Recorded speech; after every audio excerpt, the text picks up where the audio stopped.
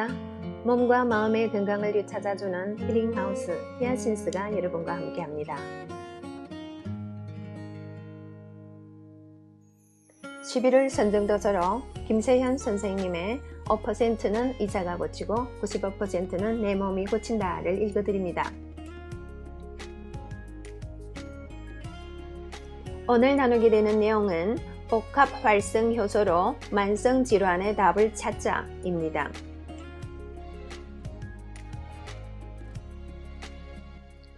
효소란 동식물과 미생물이 활동에 의하여 생산되는 고분자의 유기화합물이다. 일종의 유기청매로서 단백질과 복일군이 결합된 물질이다. 이 중 단백질 부분을 주효소라고 하고 복일군인 비타민과 무기질을 조효소라고 하며 이들 양자가 결합된 형태를 복합효소라고 부른다. 효소는 외부에서 받아들인 영양소를 소화 흡수시켜 활력을 발생시키며 낡은 조직을 폐기하고 새로운 조직을 만드는 작용에 관계한다. 본래 효소는 세포 안에 존재하면서 생명 유지에 관계된 온갖 화학적 반응을 촉매하지만 세포 조직에서 분리해도 그 작용을 상실하지 않는다. 세포 내 효소를 추출하여 식품으로 만들 수 있는 것이 바로 이런 원리 때문이다.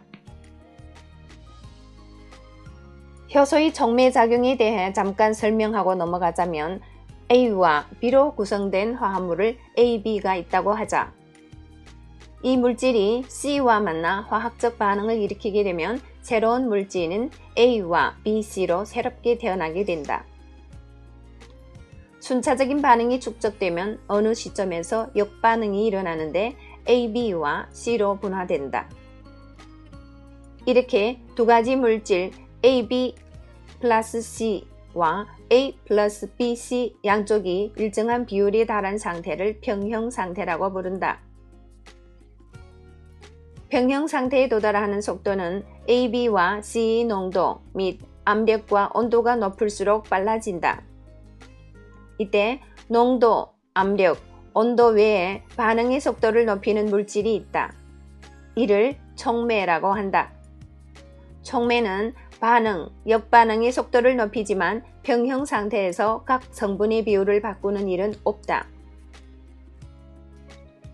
재미있는 것은 하나의 효소가 작용하는 기질이 극히 한정되어 있다는 점이다. 하나의 기질에 대하여 한 종류의 화합 결합만 허락하는데 기질로부터 생성되는 물질도 정해져 있다. 그러므로 생체에 내재된 여러가지 대사를 진행시키기 위해 하나의 유기물은 여러 종류의 효소를 갖게 된다. 생체 반응에 소요되는 효소의 종류만 해도 300만 가지가 넘는다고 한다. 인체는 셀 수 없을 만큼 많은 종류의 효소를 낱낱이 보유하고 있기보다 상당수는 예비군 역할을 하는 원형 엔자임이라는 형태로 간직하게 된다. 효소의 대표적인 기능이 항상성 작용이다. 항상성이란 인체가 항상 같은 상태를 유지하고자 하는 성질을 말한다. 가령 인체의 혈액은 정상 상태에서 약알칼리성을 지향하는데 물단식이나 다이어트 등을 통해 피가 산성으로 변하면 효소가 달려와 약알칼리가 되도록 대사를 조정하게 된다.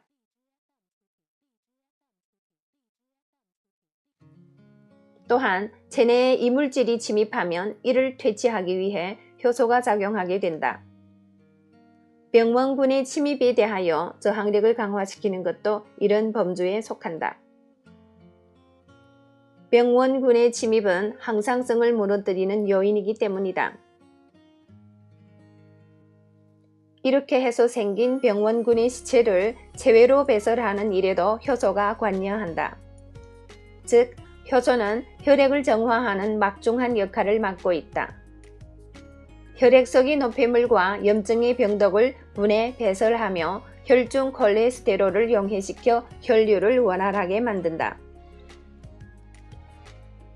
이처럼 효소는 혈액을 정화시키는 중대한 역할을 맡고 있는데 이 일에 제동이 걸리면 당뇨, 고혈압, 암, 등의 대사 증후군이 발생하는 것이다.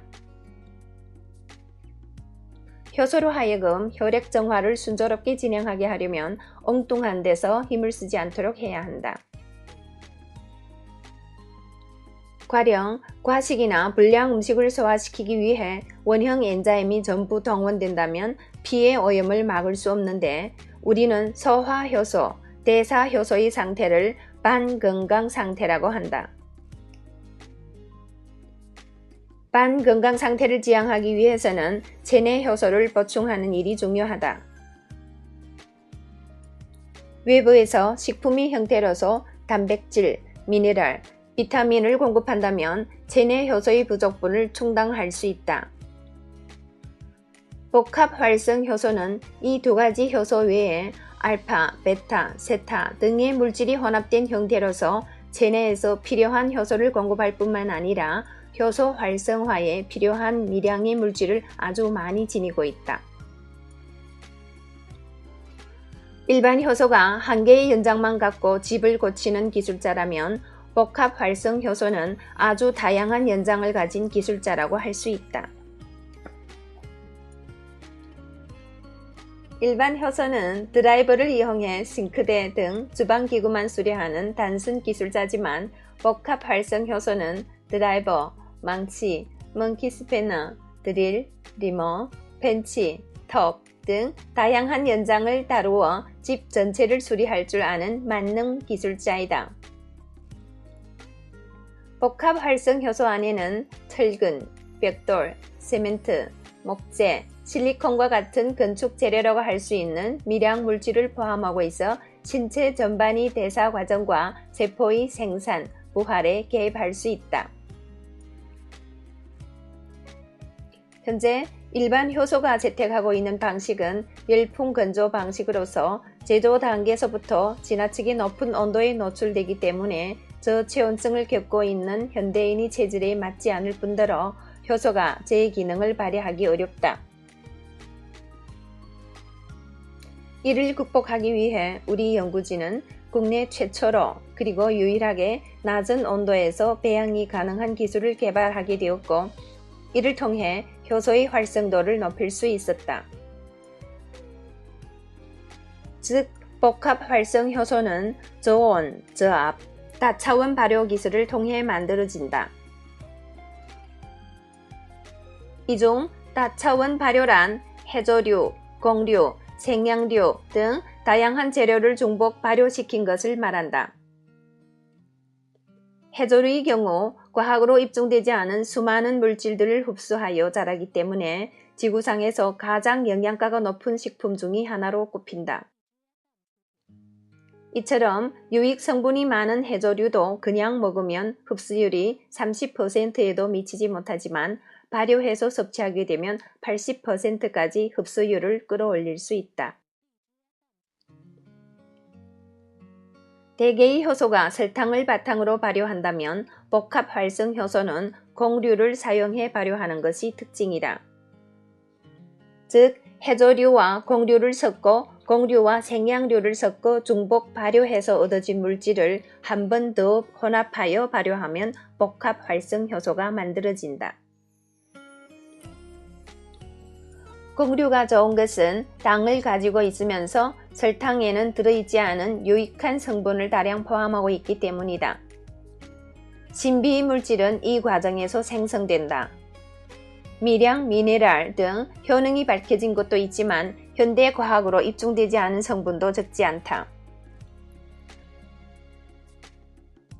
또한 우리 연구진은 버섯류, 상황버섯, 영지버섯, 운지버섯, 표고버섯과 꽃가루 발효에 성공하였다.